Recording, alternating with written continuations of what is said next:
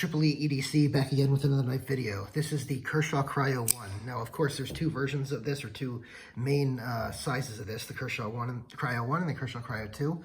The Cryo I is a 2.75-inch blade, and the Cryo II is a 3.25-inch blade. I'll start out, sort of letting you know what my bias is right off the bat. I don't like small knives for the most part, so this is going to be more of an uncomfortable knife for me. I like full-size knives, so even the 3.25-inch blade is probably going to be a little on the small side for me. But that being said, I'm going to try to give it a fair and honest review. The main question here, this knife has been reviewed over and over and over again. It's a very, very old design. It is a Endura design, so that's a great thing. I love Endura. If you've been watching this channel, I have probably, well, let's see, 1, 2, 3. I have at least 8 Endura. I probably have about 7 Enduras and maybe like 10 that are Endura designs.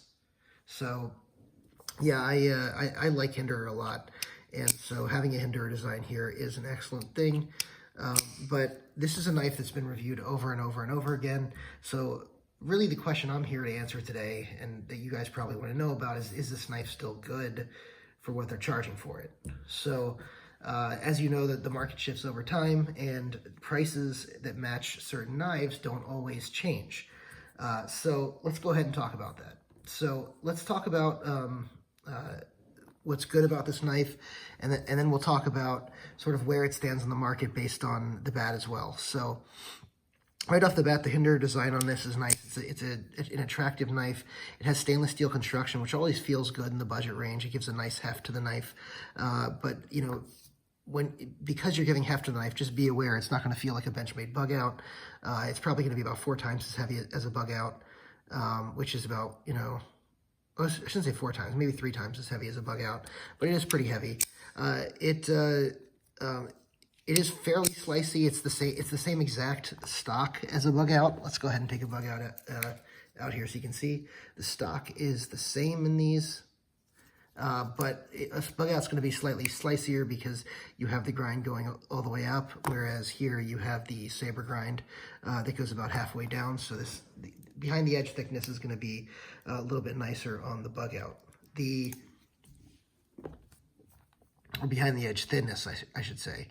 The jimping on here is pretty nice. You have nice jimping on the bottom here. No jimping on the back over here, but you do have jimping here. Between this jimping here and this jimping here, you're locked in pretty good. You're not going anywhere. That flipper tab is also stopping your fingers from going forward, so that's pretty good. There is no finger choil. There is a slight sharpening choil. You will have to take for a lot of sharpening systems, you will have to take the thumb studs off. I don't think they're removable. Or at least not easily without tools, so you may jack them up a little bit when you take them off. Don't necessarily love that, so you're probably looking at sharpening these on stones if you're going to be sharpening them. I think some of the systems, like the Wicked Edge, are probably not going to be able to hit certain spots on this. And the reason that's important is because this is 8CR13 MOV steel. It is a budget steel, which means it is not going to be that edge retentive, and in fact, it's pretty poor edge retention, and that means that you're going to be sharpening it quite often. So when you get an 8CR13 MOV blade, it will cut, it will get sharp, but it won't hold an edge. So just something to be aware of. The clip on here is pretty good, but the location on the clip isn't great. As you can see, a good portion of the knife sticks out, even though it's a deep carry clip. Don't love that. Also, there's no countersunk screws, but in this price range, that's perfectly acceptable.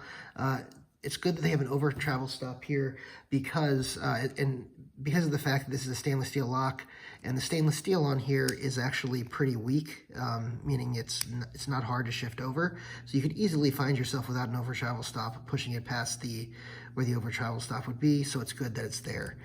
This is an assisted knife, so the assist is going to make the knife fly out every single time. It is very nice for beginners. This Kershaw Speed Safe Assist is very nice for beginners into the knife game. I enjoyed the assisted knives when I first got into knives, and but now I kind of prefer either a bearing or phosphor bronze washer, manual operating, or a full automatic knife, not necessarily an assisted knife, but that is my personal preference. A lot of people still love the assisted knives. There's a reason Benchmade and ZT both make assisted knives in premium price ranges for production knives, because people still like them. So but just something to be aware of, that this is a speed-safe knife, which means that there's an assist on it. Overall, the knife is pretty nice. It's $35 for this knife. The 3.25-inch Cryo II is $45. So where does that sit in the market? So I think that nowadays, with D2 steel getting into this area, with when you're talking $35, so you can get a CJRB Centros for $35. You can get a Civivi Praxis in 9CR for $42. So those knives, I think, blow this thing out of the water. Just be aware of that. Those absolutely blow this out of the water. And here's sort of an extra size comparison that I have on hand, is the Civivi Shard. And so the Shard is a little bit larger than this knife, probably around the same size as the Cryo II, right? Maybe a little bit smaller than the Cryo II. But this knife is going to be a lot slicier, a lot thinner behind the edge than the Cryo. It is on bearings, so you're going to get nicer action. It's not quite drop shot because of the fact that the blade is so light. It's ground really thin, but you get that Spidey flick action out of here. You get the thumb roll action out of here. You get the flipper action out of here. The detent is done well. This is a liner lock, so no over travel stop is necessary.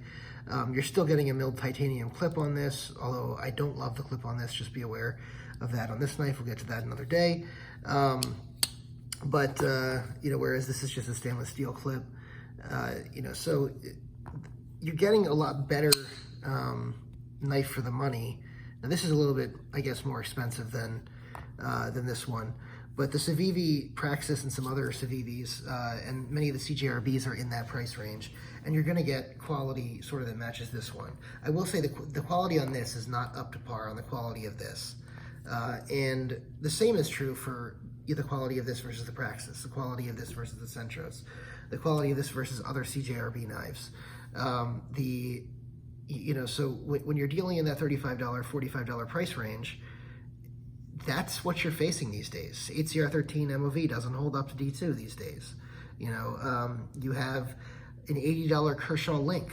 So if you're spending $45 for a stainless steel construction, if you're spending $45 for stainless steel construction and HCR13 MOV blade here, and you've got to put that up against, an $80 20 CV, which is one of the best steels on the market. Hold an edge, a great long time, very, corrosion resistant, very tough steel. And you're also getting aluminum rather than stainless steel, which is a much lighter metal, much higher quality in knives to have than stainless steel. Most of the time anyway, and you're getting some milling on that. This is flat slabs. You're getting milling on that link. You're getting nice anodizing on that aluminum. So all of those things are upgrades over this, and those are major upgrades that should probably make the knife $100 more than a knife of this quality, and yet it's only $45 more than this. Especially if you're comparing the link to the Cryo II rather than the Cryo I, it's $35 more. So that's less than a tank of gas for a lot of people. So you got to keep in mind that where this sits on the market, it's still a good budget knife, but it's not. I'll say it like this: it's an average budget knife these days. This used to be a good budget knife, and now it is an average budget knife. But it'll do the job. I'm not complaining. It'll do the job, and it's just not sitting in the market where it used to. And there are better knives out there on the market for the money. There's still a design that deserves recognition. Still a good design. Still a decent, build for the price, because there are some other knives in that price range that aren't built quite as well, but when you're facing some of those Civivi and CJRB lineups of knives in that price range, these just don't add up these days. And that's pretty much my conclusion here is if you're in this price range, look to CJRB, look to Civivi, grab something from them. This is Chinese anyway. Don't think hey, I'm buying from Kershaw, they're American. This is a Chinese Kershaw, so just be aware of that. Not that Chinese knives are bad. Some of my favorite, knives I have for my VDK Impaler is by We Knives. I have the We Roxy by We Knives. Those are both Chinese knives. My Berg Blades Iron Wolf and Berg Blades Golem are both by We Knives. So yeah, I mean, there are plenty of great Chinese companies, but the Chinese budget companies, just be aware of, are sort of known for a certain level of quality, and they don't live up to the Civivi or the CJRB lines in today's market.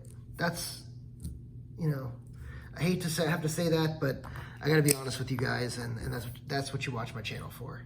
Anyway, if you felt this video was helpful, go ahead and leave a like, leave a comment, let me know what you thought of the review. Also, go ahead and hit the subscribe button if you like what you saw, and go ahead and hit that notification bell so you get all my content. I do a lot of giveaways, so make sure you do not miss any of the giveaways or the results from the giveaways by hitting that notification bell. Thanks so much.